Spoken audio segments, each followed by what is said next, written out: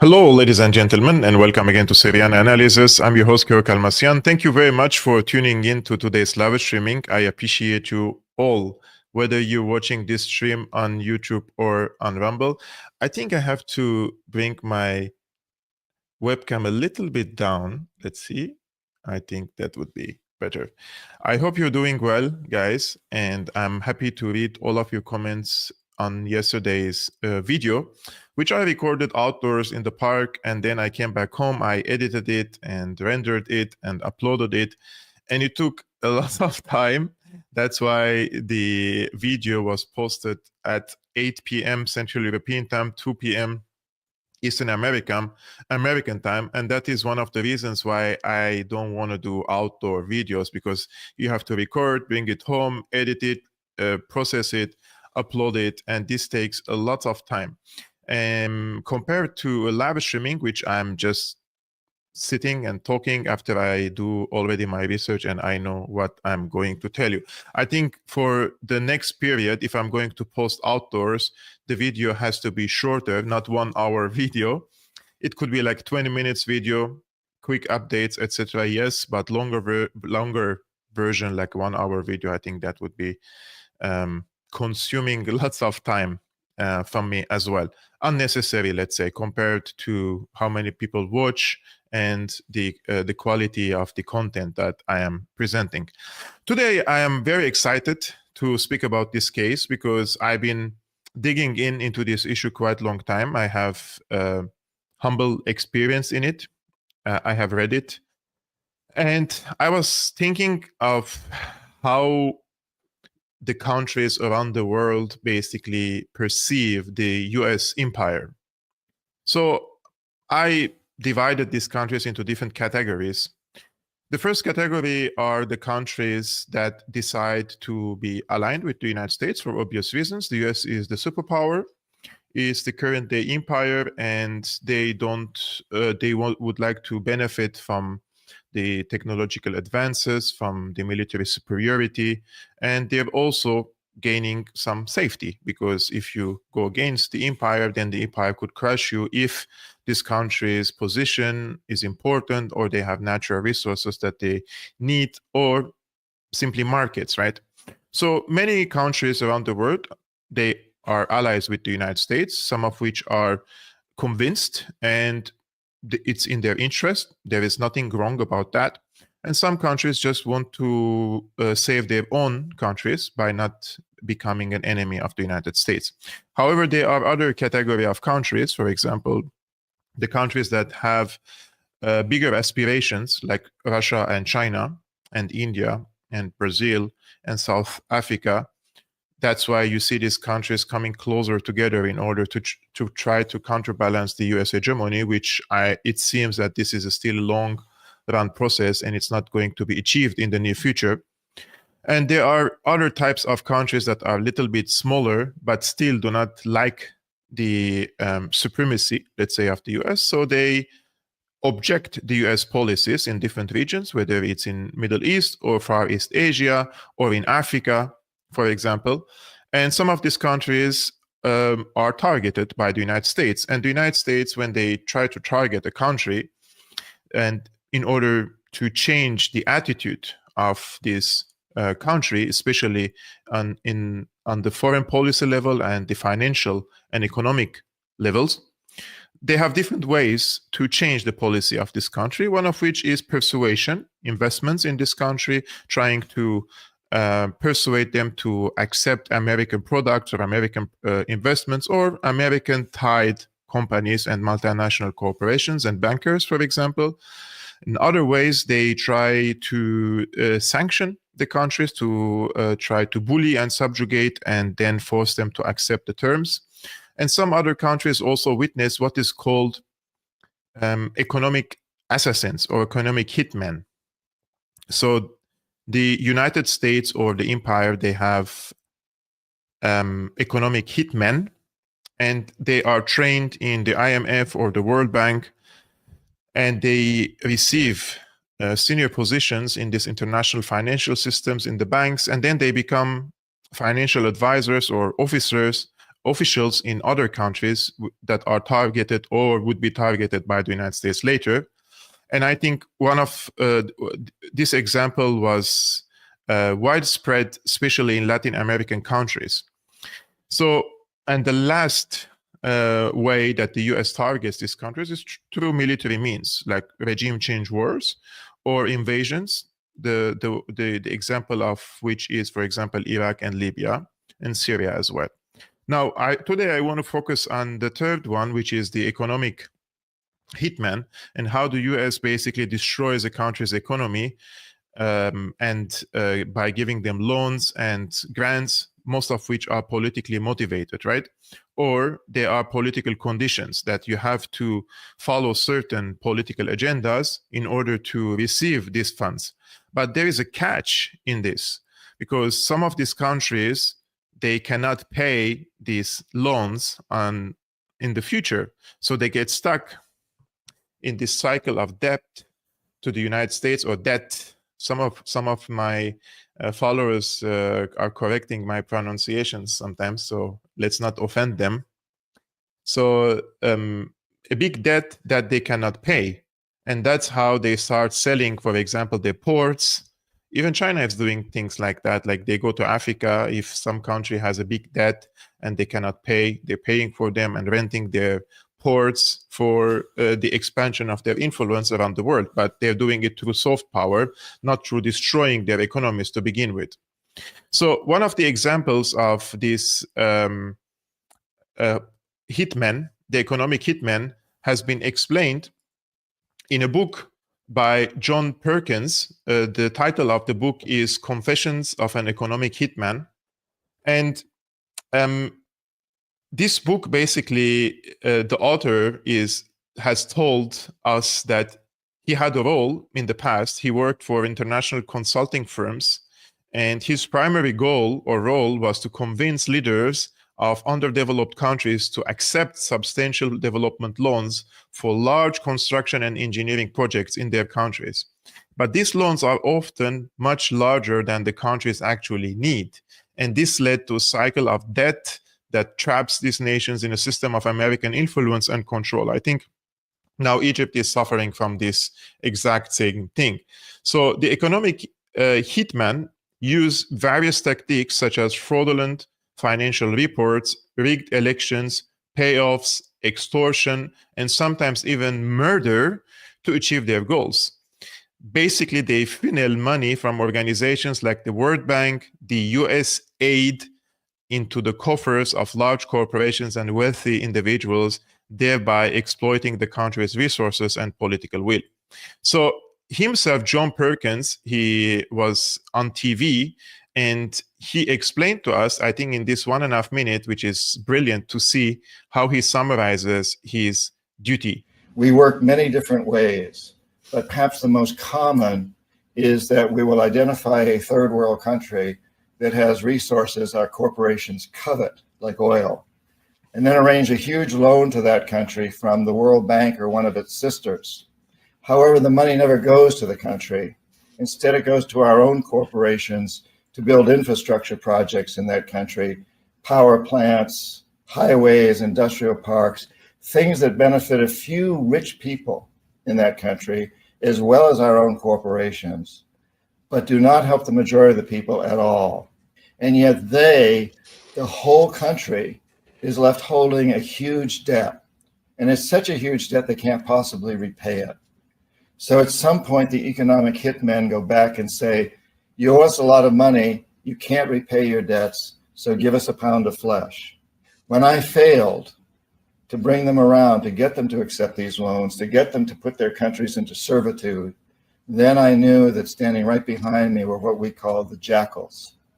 And these are people who overthrow governments or assassinate their leaders. And both Jaime Roldos of Ecuador and Omar Torrijos of Panama were assassinated by CIA-sponsored jackals because I failed to corrupt them. So basically, he's trying to corrupt these leaders and convince them to just a second, to accept his terms, and when they don't, they have the jackals. And I think this example perfectly resonates with Syria as well, because in 2005, the former Syrian President Bashar al-Assad, he came under international pressure, and he accepted to appoint a vice prime in the position of the vice prime minister, who was responsible for developing the Syrian economy, or the shift in the Syrian economy from a socialist system to a market system, open market system. And his name was Abdullah Derdari. Abdullah Derdari is, he works for the UN. He led the ESCWA. He was responsible for the UN economic file in Afghanistan. And he's basically groomed in the international financial system. And I'm not here, by the way, to demonize him at all, because he didn't come to Syria and said, I'm going to implement my economic vision. It is Bashar al-Assad who brought him to Syria and said, here is the plan. We have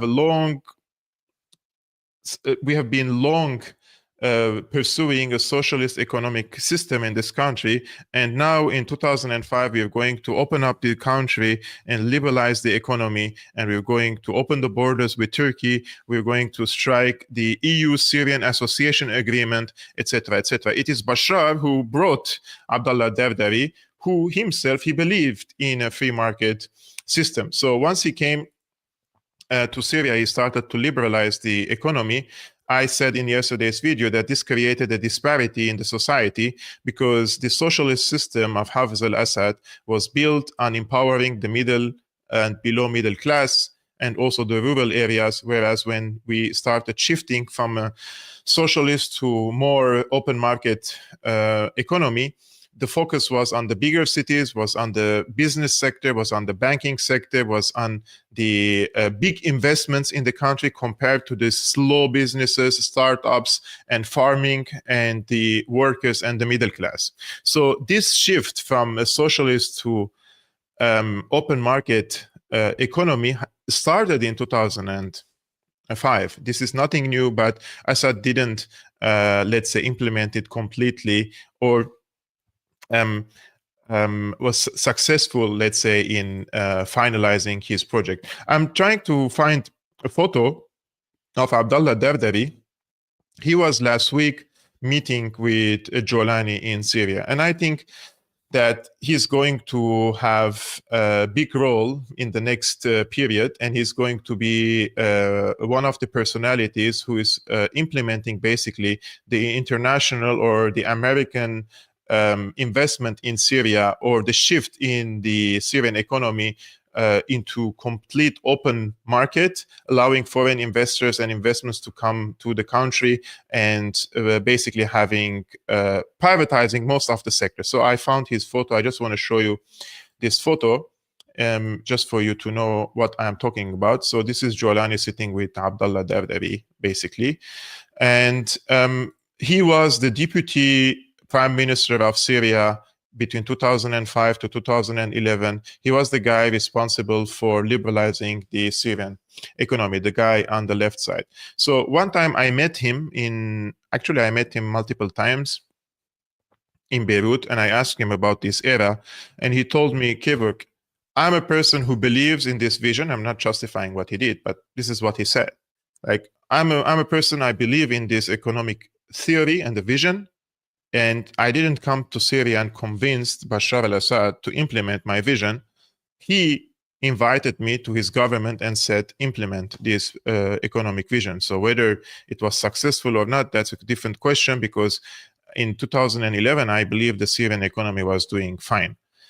And there were no fertile, let's say, economic ground for a revolution against the government in this case. So why I'm bringing these examples now? Because this week, the foreign minister of the HTS-led Syria, he gave an interview to the Financial Times, and he says, Syria to dismantle Assad-era socialism. So what he says basically that they want to privatize state-owned ports and factories, invite foreign investment, and boost international trade in an economic overhaul designed to end decades as a pariah state. This is what he said. Shibani spoke to the Financial Times ahead of an appearance at the World Economic Forum in Davos, which is going to be the focus of our video now after this article. The first time Syria will participate in the annual meeting of global decision makers. And the question is, why this is the first time that Syria participates? Like, is it because now Syria has become a progressive country? Is it become now a democratic country? No, not yet, right? The reason because Syria is part of the World Economic Forum, because Syria under Jolani and under HTS, they will open the Syrian markets for foreign investors, and these billionaires and multinational corporations will have the opportunity to invest in Syria and buy basically also vital and strategic elements and sectors of the Syrian economy. So he's basically saying that the technocrats and former Assad-era civil servants have worked to uncover the damage done to the country and its coffers by the regime, which ran a closed socialist economy. Now, this is untrue because, as I mentioned, this liberalization of the Syrian economy started in 2005. This is nothing new. There was no strict socialist economic system in Syria. I think the failure of the Syrian economy started, or how the Syrian economy started to collapse and the other sectors with it as well, was because of the war, the destruction from both sides, sanctions, earthquake, and looting of Syria's natural resources and also the factories. So there are multiple reasons why the Syrian economy failed, one of which is, of course, the corruption in the government, but that's not the only factor. There was a huge destruction in the infrastructure, the industrial zones due to the war and the infighting, the sanctions, and the looting of the Syrian natural resources in this case. So it wasn't just you can be, I mean, it's politically correct now to say, yeah, we can blame everything on the Assad regime. Yes, you can, of course, if you want to, but there are also other factors in this case. So al-Shibani said recovery was the immediate priority, including securing adequate bread, water, electricity, and fuel for people pushed to the brink of poverty by Assad's rule, war, and sanctions. So thankfully, he is also mentioning now everything, because Assad's rule definitely played a role here by corruption, the war, which was waged by multiple sides, and the sanctions. And this is something ironic now that everybody is speaking about the sanctions in the HTS government. Meanwhile, they were the ones who were proponents and supporters for the sanctions against the country. But back then, because it was politically convenient to impose sanctions on the Syrian people, to demoralize them, to impoverish them, to push them below the poverty line, so that they wouldn't fight back again against this insurgency. And they managed and succeeded in this. But once now the regime is gone, now the sanctions, they see that it's on the state institutions. And the state is the one basically offering the services to the people, right? Where does the electricity come from? The water, sanitation, energy, fuel, everything, right? The health sector, for example, education. So they were all affected because of the sanctions. But now they want for the sanctions to be lifted because they're the ones in power. The key, he added, was easing US and European sanctions on the Assad regime and on HTS, a former al-Qaeda affiliate that many Western governments still classify a terrorist group.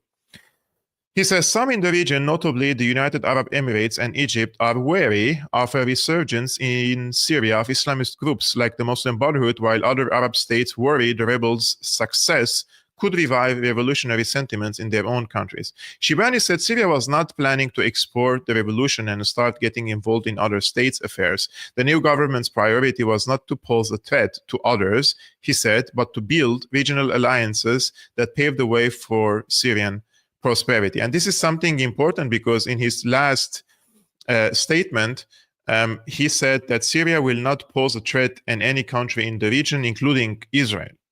And I told you that once he said that, he received lots of backlash because he's the first Syrian foreign minister who mentions Israel as a country.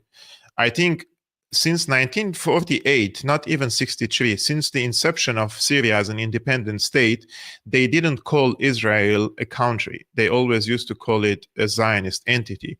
And under Assad rule was the same. All diplomats and all official cables, statements, and during the interviews, everybody uses the term, the Zionist entity. This was the first time a foreign minister of Syria mentions Israel as a country. But now in the Financial Times, if you realized, he doesn't give any examples. He doesn't say including Israel, but he just says, we don't want to pose any threat on anyone in the region.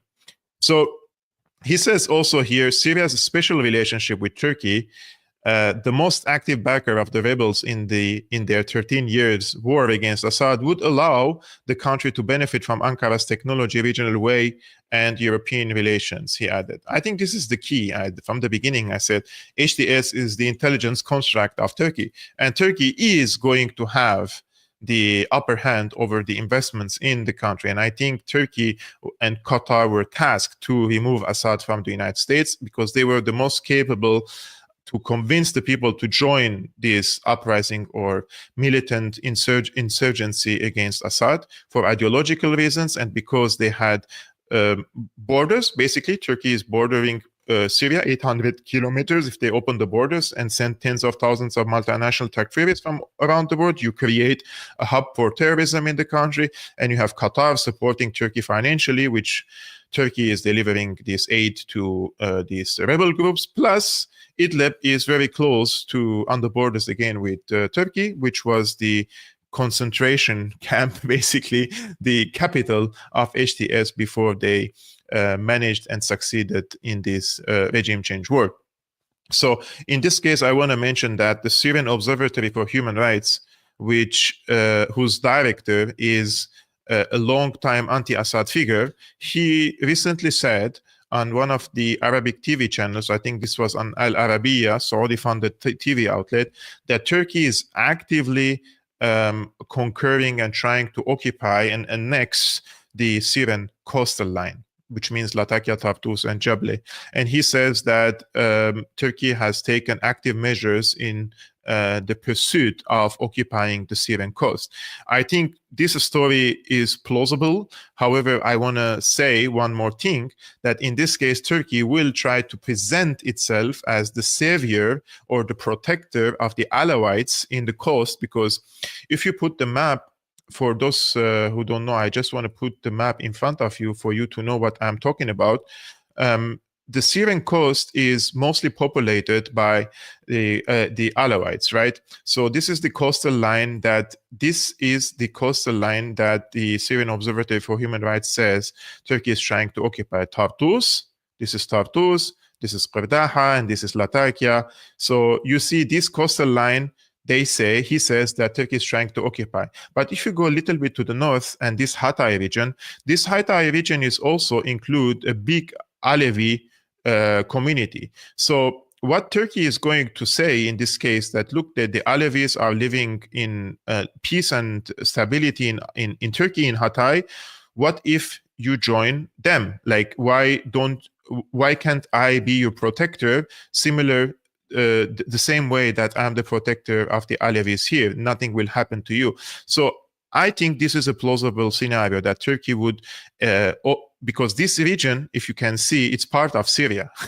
So the Turkish borders is here, but apparently the Turkish borders has been extended inside of Syria by France. And this was, I think, in 1935, if I'm not mistaken. I have to double check the year.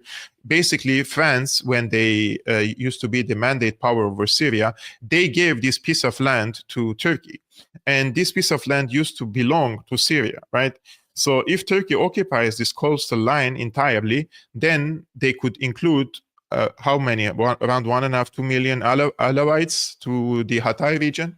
And the reason for it is because basically in the coastal side of Syria, they have found big amount of gas, right? So they will present themselves as a protector of the Alawites. However, the main reason is going to be the gas in the Mediterranean, to have an exclusive investment opportunities to extract this gas and occupy these territories, basically in Syria as well. And Turkey has a history of expansion in the region and occupying Syria in the past under the Ottoman Empire. Now, because Shibani said that basically it was a socialist system, it was a failed system, it was everything is because of the Assad regime. I just want to mention a few things for the people to know how was the Syrian economy before this regime change started. And I would like to source it to, as they call, reputable sources, right? Not from the alternative, but from the mainstream. So this is a UN investigation, and all these investigations and reports are about Syria in the era prior to the war, right? So this is a UN investigation. They said that universal free healthcare was extended to all Syrian citizens who enjoyed some of the highest levels of care in the region. So before the war, Syria used to have the highest level of healthcare in the region. And education was likewise free. And before the conflict, an estimated 97% of primary school-age Syrian children were attending class, and Syria's literacy rates were thought to be at over 90% for both men and women, emphasizes added. So by 2016, millions were out of school. Now, this is a Human Rights Council report. They noted 2 years later that the pre-war Syria was the only country in the Middle East region to be self-sufficient in food production. Its thriving agricultural sector contributing about 21% to the GDP between 2006 and 2011. Civilians' daily caloric intake was on par with many Western countries, with prices kept affordable via state subsidy. Meanwhile, the country's economy was one of the best performing in the region, with a growth rate averaging 4.6% annually. So the Syrian economy was not like something in tatters, right? Syrian economy was functional. It has also presented free healthcare and free education to the people, and had lots of exports to the outside world, and also its own industrial manufacturing base in the country. But now, what is going to happen is all these investors are going to come to Syria, and they're going to invest in the vital sectors like energy, telecommunication, education system, healthcare, and tourism. And Syria will see a boom in investments, and hundreds of millions of dollars will be funneled into Syria. Now, this will create definitely job opportunities for the Syrians, and they will keep them fed enough, and they will earn enough money to survive at the end of the month. However, Syrians will not produce in their countries like they used to do in the past. The production is going to be in the hands of the globalists. And the globalists are going to invest in Syria. They're going to have their grip over the economy. And if you lose your economy, your national industry, and the national agriculture, and the national production and scientific research centers, then you are importing the products plus the knowledge. So in this case, if you don't produce, then you become a consumer. The same thing goes with everything.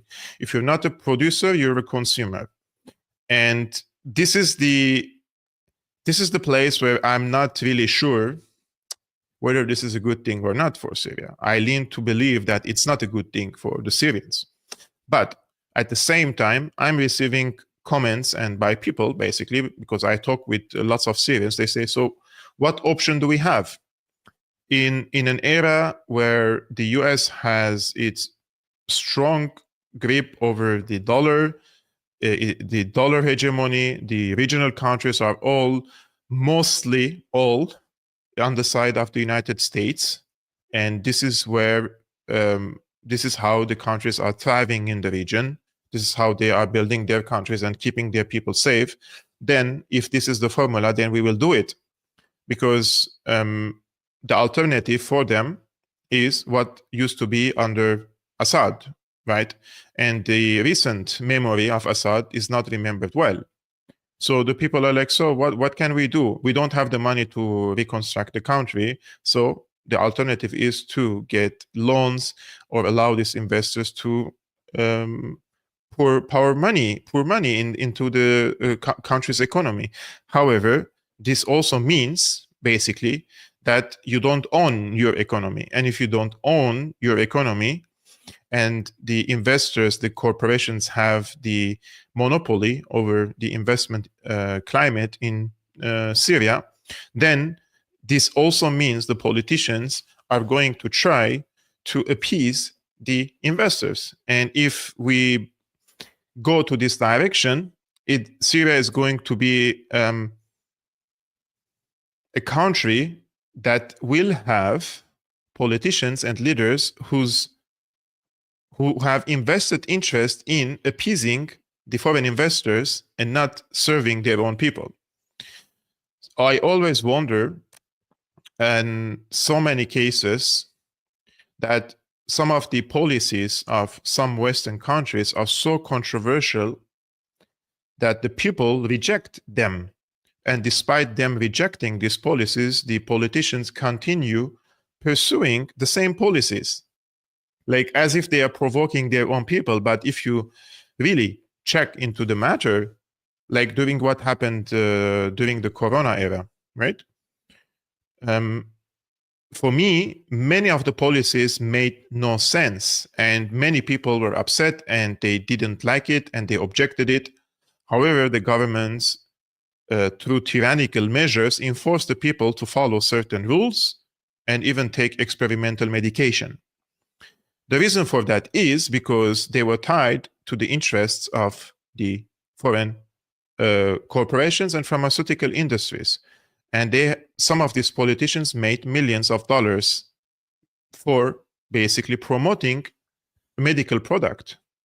It came to the point that heads of states and prime ministries were promoting by name the brand of a vaccine, right? Like they're like a marketing department or something.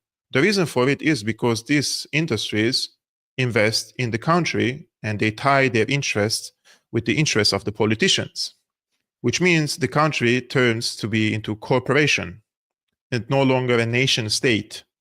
This is what I'm trying to say.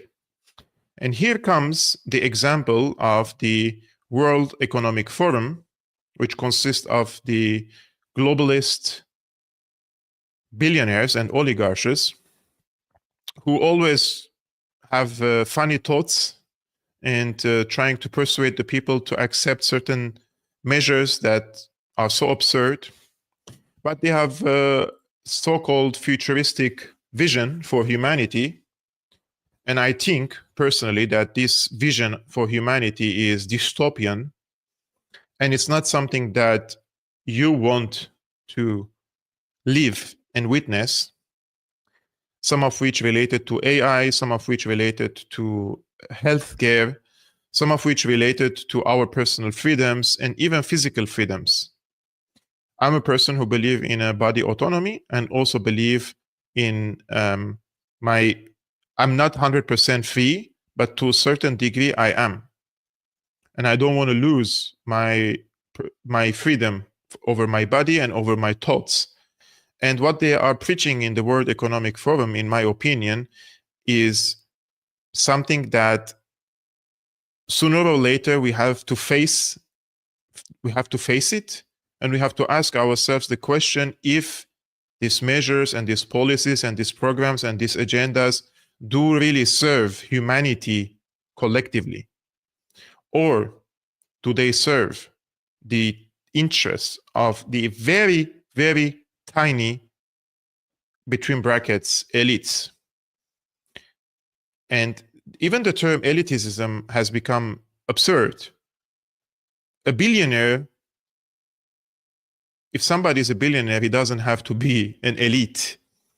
If he made lots of money, that's not the only measure for someone to become from the elite. But nowadays, the people with big cash and also with some dystopian vision and I would say at some point evil, for proposing things for humanity that humans are hackable and we can shape their public perception. We could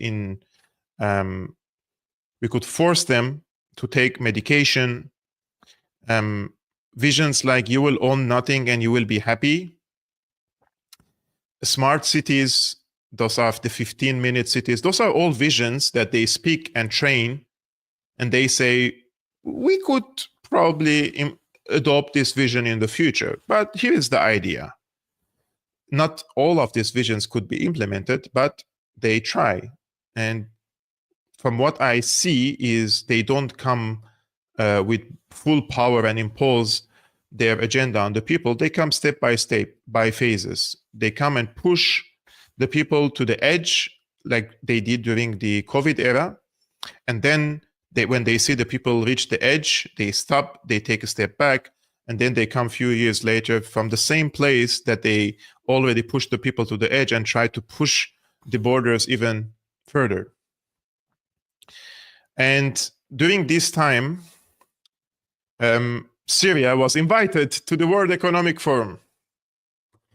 And al-Shibani, the foreign minister of Syria, participated in a panel discussion with who? Tony Blair, the butcher of Iraq, the partner of George Bush. Together they invaded Iraq and they created this big mayhem. And they killed many people and created a huge refugee influx from the region. They have completely turned the Middle East upside down. And this was in 2003. Regime changes, wars, and then the United States tried to covertly overthrow the Syrian regime, basically, because this was on the list. They wanted to do it anyways. And now Tony Blair recycles himself, comes back, says, I'm so sorry, I was wrong about Iraq, and now I want to wash my name again. So he's part of the World Economic Forum talking about digital IDs, trying to sell the idea for the people, a horrible idea. Digital currencies, centralized digital currencies, those are not the same as the Bitcoins. I think by inviting the foreign minister of Syria, al-Shibani, to this panel, it just tells you everything you need to know about the nature of HTS government and about the indifference of the World Economic Forum for inviting the foreign minister of internationally designated terrorist group, which was, before the rebranding, was the Al-Qaeda organization in Syria. So billionaires, tech billionaires, entrepreneurs from all around the world, they have gathered in the World Economic Forum for the best of your interests, by the way, not for any other shady interests. And they have invited the foreign minister of the HTS-led Syria. I would like to show you, this is the conversation between Tony Blair and al-Shibani, and I would like to go through some of the questions and answers and comment on this brilliant, fascinating conversation. And I'm going to start with something very simple and obvious in a way, which is, it's, I think, 50 days. You probably never expected to be in power so quickly. You probably never expected to be here in Davos, for sure. How is it? It's amazing. I mean, not Davos, I mean, but Syria, it's amazing. tell us a bit about how you see things today and your ambition for Syria. Okay. First of all, thank you for this opportunity, and also I thank this forum to give us other Syrian people to represent our people here in this place. Of course, I can say to all the world that Syria now is free, and Syria now is free, guys. Okay, we have American forces, we have Russian forces, we have Turkish forces, we have Israeli forces. Each and every one of them is occupying a certain region. We have regions outside the control of the government, like in the eastern shore of the Euphrates, like in Al-Tanf border crossing, like in Azaz, like in Afrin. We have the HTS can't even go to Asweda because the Jews have the guns, and they can't go to the suburbs of Damascus because the Druze have the guns. But Syria is free. And the Israeli occupation forces are 19 kilometers away from Damascus. But Syria is free. Okay? Syria is free. Syrian people are free also, and Syria backs again to their people. Of course, Syria now has a lot of expectation and a lot of dreams and ambitions. As a Syrian people, we were exposed to systematic war at the hand of the Assad regime, and finally we get our freedom. It was very hard. It's not easy to be in this place, and my place now is my position now in this place. Depending on 15 million of Syrian people were being killed at the hand of. He says 15 million people were killed on the hands of the Assad regime. I think he made some mistakes with the numbers here. Assad regime, and also 15 million people were displaced in and abroad of Syria, and also 1 million has been killed at the hand of Assad regime, and also, as you see, the torture. So he says 1 million. Look, I'm not here to, try to ridicule him, but when you say 1 million people were killed, the number of the casualties is around 500,000. 350,000 of them are documented names. And 1/3 of these documented names are Syrian army soldiers. And 1/3 are militants from all these insurgent groups, including ISIS and al-Nusra. And then 1/3 are civilians from both sides. So coming and saying 1 million people like this, because look, facts matter. So you could probably come and say, like, Assad killed, I don't know, 100,000 people. Just saying, for an argument's sake, I would still say it's a big number. We should look into the numbers and the statistics and the geographies where and which civilian has been killed. But 1 million people, this is like just now talk in the air, right? Because the numbers are half of what he said. And of this half, 350,000 names are documented. And of the documented, 1/3 is Syrian army, 1/3 is militant, including Nusra and ISIS, and 1/3 are civilians from both sides. And pictures and what happened in Sednaya and other prisoners from the Assad regime. The cost is very high, but we did it finally, and we will not look at the past, we will look at the future, and we give promise to our people that this misery will not be repeated again. Yeah, well, that's a very strong statement. And the security situation at the present time in Syria, how is it? This is not working. Yes. Yes. What I can say that the security conditions now in Syria is acceptable.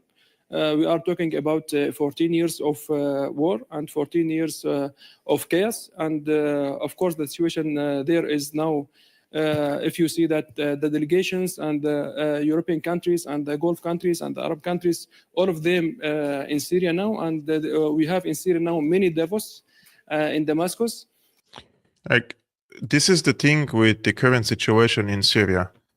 Journalists, the public figures, the officials, the NGOs, missionaries, everyone is coming to Syria and go to Damascus. And there is not much happening in Damascus. You cannot evaluate the situation in Syria and say the security is acceptable because, look, Damascus is safe and these delegations are coming. We have a mini Davos. Yes, we all say the situation in Damascus is relatively stable. And Aleppo also is relatively stable. Those are facts. But it's also a fact that the situation is bad in Homs, in Hama, and in Latakia, and in Jebli. Those are the facts. Aleppo and Damascus are relatively stable. Not much violence and killing are happening. Not much. But the situation in Hama, Homs, and Latakia, it's miserable. They're persecuting the Christians for being Christians. They're ethnically cleansing and pushing them out of their towns and villages because they're accusing them of being Assad regime collaborators. And they're committing heinous crimes against the Alawite communities. I'm a Christian from Syria, but I'm saying that the Christians are not suffering as much as the Alawites. The Alawites are receiving lots of hate and lots of sectarian violence. So yes, the situation is relatively stable in the capital, where all the spotlight is, where all the media is, where everybody wants to come there. But why hasn't any of these journalists go and went to the coastal part or to Hama and Homs and see the sectarian violence against the religious and ethnic minorities there? Why all these so-called journalists in Syria who keep repeating the same stories about the Saitnaya prison, which is, we condemned it multiple times, and we said, it is horrible, you cannot put people into these miserable conditions in prison. And it's not like the Americans do not do it in Guantanamo and in Abu Ghraib or. However, still we are saying it's inhumane conditions.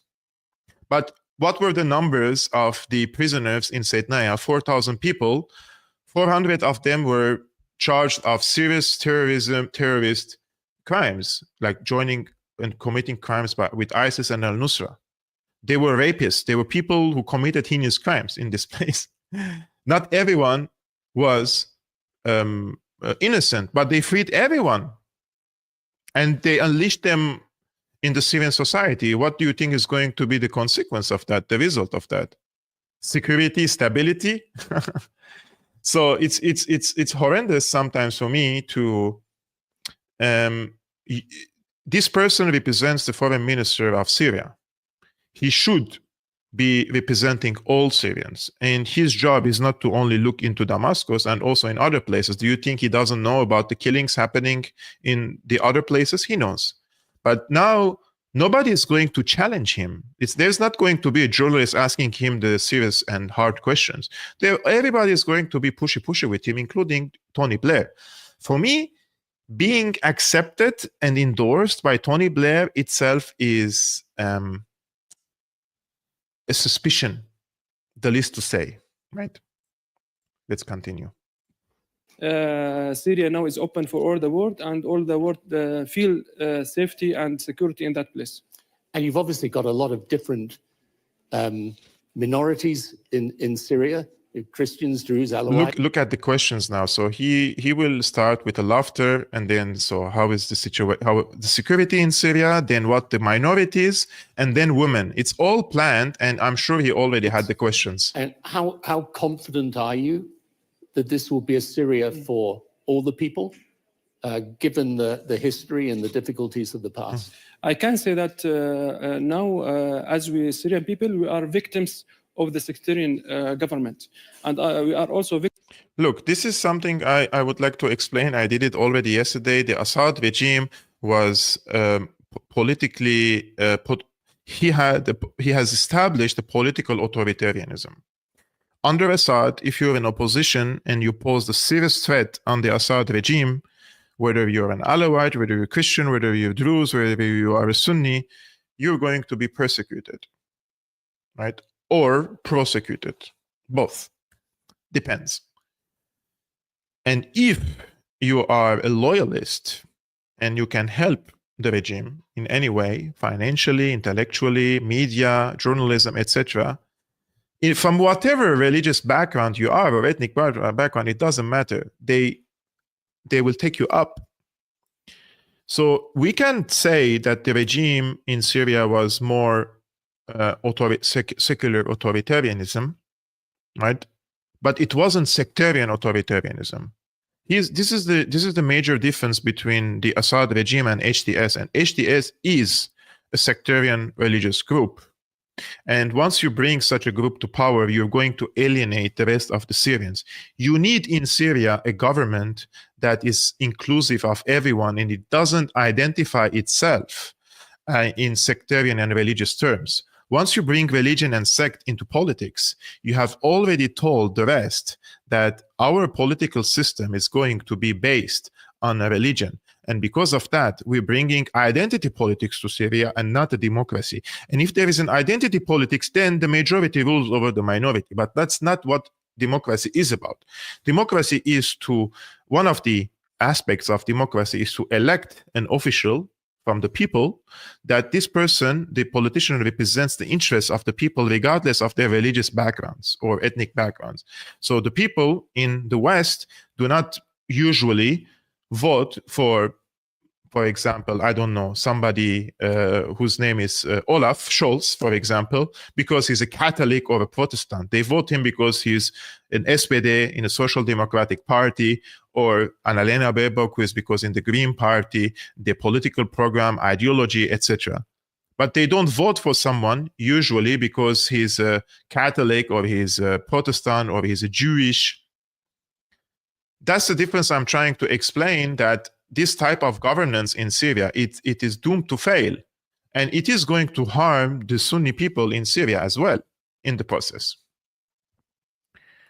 Victims of this language, and we refuse to use it for the future of Syria. We are not Syrian people, not divided into minorities. We are Syrian people, and Syria should be for all the Syrian people without any sectarian dividing, and also without to punish someone regarding on his background, social background, religious background, or sectarian groups. Syria will be for all the Syrian people. And from this perspective, we put our vision, and if we want to be successful in the future, of course, we need to share all our people in creating this future. What about Obviously, women? half of the population are women as well. Of course. How do you see the place of women in the It works like a clock. future of Syria? Yes, the women in Syria are respected, and they should take their role and active role in our future, and they are very main party in our creating a new country. And of course, the Syrian women are they are empowered, and also they exposed also to and they suffered also during these 14 years, and they should be a part of the future of Syria. And we guarantee their role, and we will.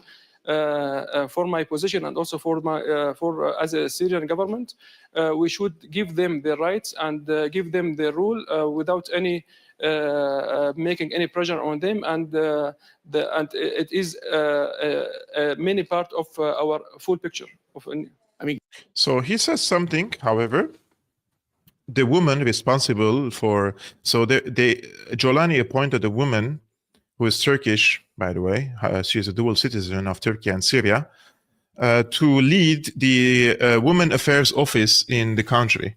And the Women Affairs Office in the country, basically, she said that woman has to have her role in the society based on her interests, and she said anyone who goes against my agenda in Syria, she will not tolerate it. And they have discussing if women can become judges in the courts. They're discussing if they want to separate they have already separated a male from female in the courts. If you're a lawyer, male and female have to be different rooms. So, and they have separated women in the buses, segregated them. Women will sit in the back and men sit in the front. No, I don't think that women are going to have leading role. And I'm not coming and telling you like, no, women has to be everywhere. They should be in higher positions or in politics. No, I'm just saying that women should have the opportunity. I'm for the equality between men and women based on the opportunities, not on the outcome. So if a woman has an interest to pursue any career, both political, economic, legal, etc., they should have the right to do that. Not to be enforced on them to have the positions from women like they do in some of the Western countries, but at the same time, I don't want to exclude them from the certain public lives, right? I think women will definitely suffer under HTS. Now, like this is like complete hasbara type of talk for me, at least. Like you can say whatever you want in the World Economic Forum, WEF, and nobody will challenge you. But those are the facts, and you cannot nowadays come and convince me that the Basically, the leader of the Al-Qaeda in Syria has changed so much that he believes in women rights and empowerment of women, whereas the footage from Idlib, where al-Jolani has ruled in the past 10 years, show that they were executing women in the streets for committing quote-unquote adultery and shooting them in the head, whereas the woman, when they asked her, what is your last wish? She said, I want to see my children, and they didn't let her see her children, and they killed her. This is the brutal dark reality of HTS. And the person who has given these orders and who was the judge of this so-called Sharia court in Idlib is the same guy who is the justice minister now of Syria under Jolani. So the guy who is the HTS now justice minister was the same guy who used to lead the so-called Sharia court in Idlib and giving the orders to execute women in the streets for committing adultery, allegedly, and then overseeing the execution and being recorded on tape video while they are killing these women. So unless you clean this mess and apologize and say this will never happen and we have changed and these are the laws and these are the regulations and this is our promise, nobody will believe someone in the WEF doing this type of talk, whereas facts on the ground indicate otherwise. You can envisage time when obviously there are Syrian women ministers, Syrians in positions of power. Of course. They should be. And you have actually, there's a woman who's the yes, Syrian... we have the governor of Central Bank is a woman, Miss Maisa. Right. And we gave her the money, and this is the main, yes. And this is the main important thing in Syria. Yes. Yes. Okay. The main important thing in Syria is money. Basically, like, he gives the energy that we now beggars, you know, in an international forum. And this is what we have become, unfortunately. We are now beggars for international aid, humanitarian aid. We're beggars of investors. We're beggars of mercy. We're beggars like, please lift the sanctions. We have become a people of beggars. This is the sad reality. We need your money. So, I mean, you've expressed very clearly it should be one Syria, that minorities should be respected. We discussed the role of women. In respect of the economy, how do you see that developing, and how do you, what's going to be the openness of the new Syrian government to investment from abroad? Yes. Syria now, as you know, and maybe I should make a summarization of the situation of Syria. We inherited a collapsed state from the Assad regime, and also there is no economic system there. There is a lot of challenges that we faced now in Syria, but Syria regarding these challenges, but I can say that we have a big opportunity and big opportunity of investment. Syria resources of economy are diverse, and we have a lot of sectors of industry and tourism, and also we have the human resources in Syria. They are very important, and also the location of Syria is very important. And from the first day, we make connection with our state in our region, depending on our development vision that we make it from the first day. The future of Syria, it will be depending on this vision, and of course the economy in the future will be open, and we will open the road for the foreign investment in Syria, and also we need to make big partnership with the neighborhood and also with the world, and also this is the main actor and the main key to open the road for the new future of New Syria. This is the only relevant thing that from this entire 1 hour, 30-minute talk, this is the one thing that they wanted to promote and market, right? And this is why the Wall Street Journal published the article before this conversation with Tony Blair. The focus is now Syria is an opportunity for foreign investors, and I'm not saying that's wrong. What I'm saying is, since Syria lost its sovereignty and it doesn't have an army, basically, Syria will be submitted to the foreign investors' will and the foreign investors' invested interest in Syria. And Syria will become a big market, of course, for investors. They will bring, they will construct different roads and railways, and the tourism sector will develop. But everything will be in the hands of the foreign investors, and the people will have, the Syrian people will work as employees and gain enough to survive at the end, and this is a very good thing, actually. But at the same time, we will no longer have national industry, will no longer be able to export our products to the outside world, which we used to do before the war, and even in terms of the knowledge. And this is something that I mentioned the other day to one of the colleagues on his podcast, and I said, before the war, Syria developed genetic codes for wheat seed. So basically, the Syrian ICARDA Research Center, they have developed a genetic code for the wheat seeds that is resistant against the bugs. And they have tried it in the eastern shore of the Euphrates in the wheat farms, and they found out that it was very successful, and the Syrian wheat was one of the best in the world, right? So these genetic codes were developed in Syria. So Syria was active also in the research, not only in the, for example, agricultural sector, but also on the military research centers, which came under attacks multiple times by the Israeli occupation forces. Now, in this case, I think that foreign investors will bring their brilliant services to Syria, but the Syrians will not own the economy. This is what I'm trying to say. And then the investors will put the politicians in their pockets, and the country will become basically globalized, and it will be it will be judged and ruled, and the future will be shaped according to the globalist agenda. Syria is now part of the globalist world, right? They have succeeded. They managed to do it.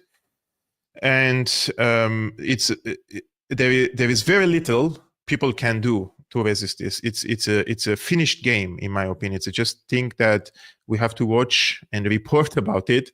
We can't do much about this case. Let's continue. I mean, one important aspect of Syria's development will obviously be its education system. You know, there have been concerns that maybe the education will be too narrow, that yes, it's important to have a good curriculum. Look, he doesn't even mention that there is a concern that it would be, the curriculum might be Islamized. He doesn't even want to use that word. He's just using narrow. A broad education for the children. Tell us a bit about the plans for that. Also, we focused on the 5 sectors in Syria. We focused on the energy, telecom, roads and airports, and education and health. This is our main sectors that we are focusing on them, because if we succeed in these 5 sectors, the basic services for our Syrian people will be perceived and provided in the right way.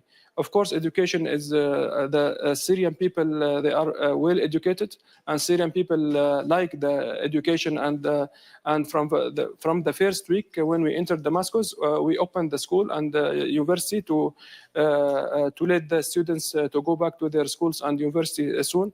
And our power and our energy depending on these well-educated people. And of course, we will open the road for education, and we want also to depend on the technologies and to the final education and curriculum that happened in the world. As you know, that Syria is far of what happened in the world for 14 years, and our job that we need to provide our students and our children the professional curriculum, and also to invest in this sector, because this sector will shape the future of Syria.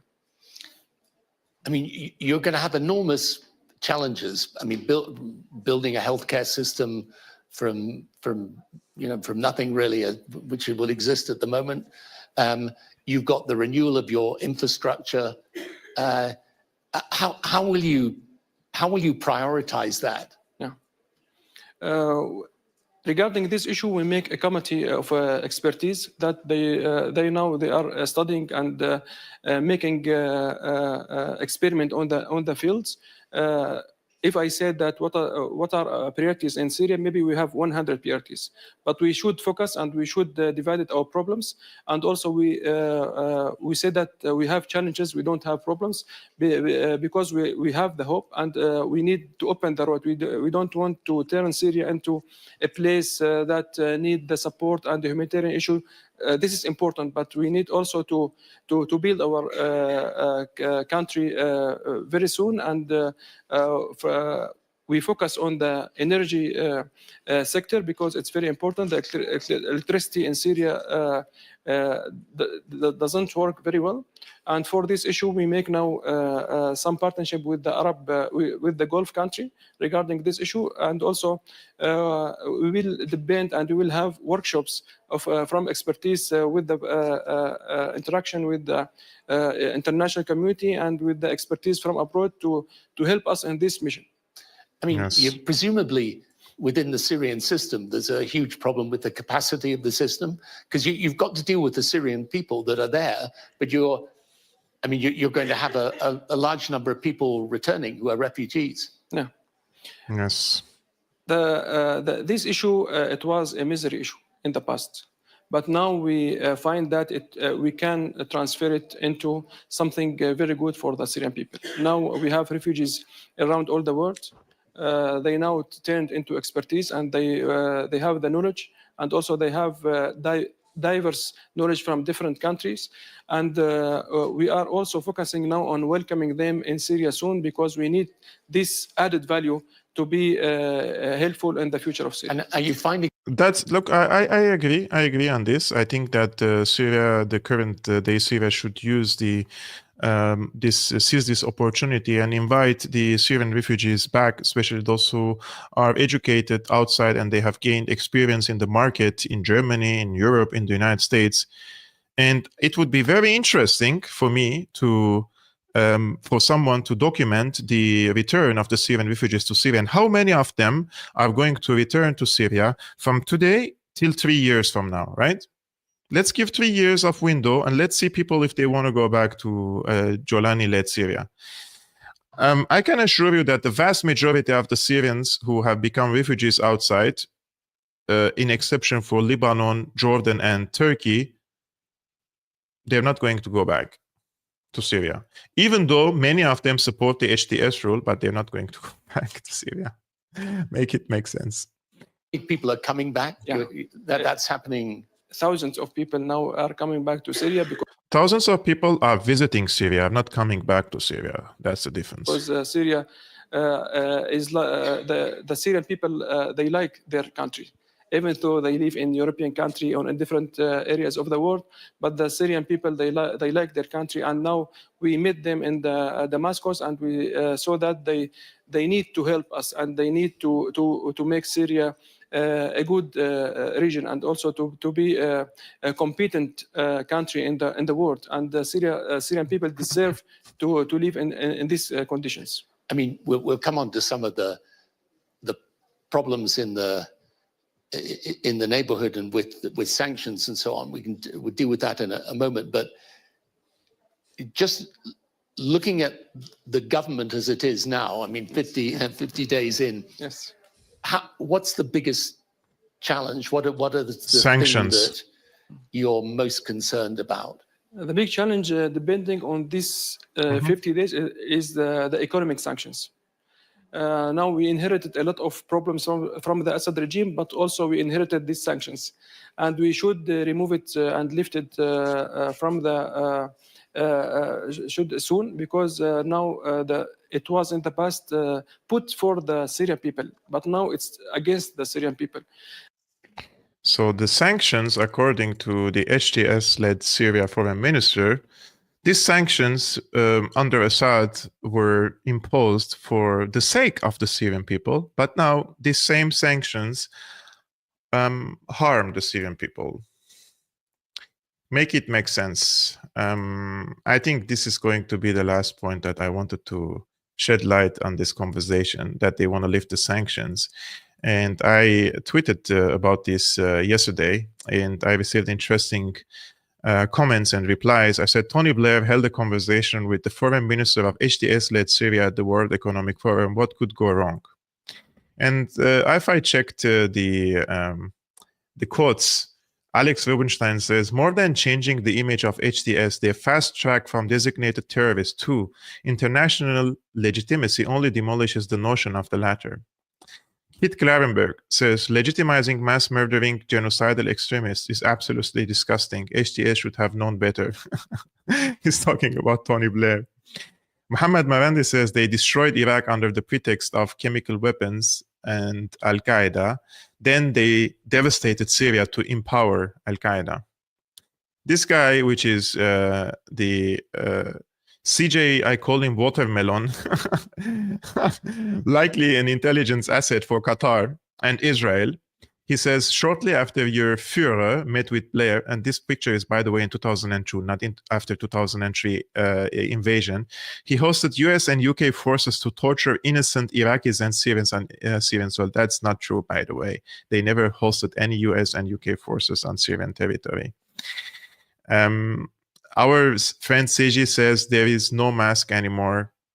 American Exception says, recall that many of the establishment academic rent boys have written papers about how we might confront and neutralize dangerous conspiracy theorists who say irresponsible things online, such as Al-Qaeda is Western imperial sock puppet organization. So true.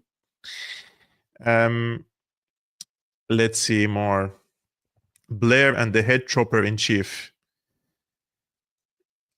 And I'm supposed to believe this Syrian revolution is a good thing? Miss me with that bullshit. Christ Almighty. So the people, can you believe this happened? Always loved warmongers and warmongering. So I wonder when this 5 pillars and Cage International, Dili Hussein and Robert Carter and all the other advocates of the Syrian revolution and Islamic revival notice that their revolutionaries are sitting down with Tony Blair. So Chris Williamson says irony is dead. Blair taking a day off from peddling digital ID to reprise his Peacemaker Act. Yes, exactly.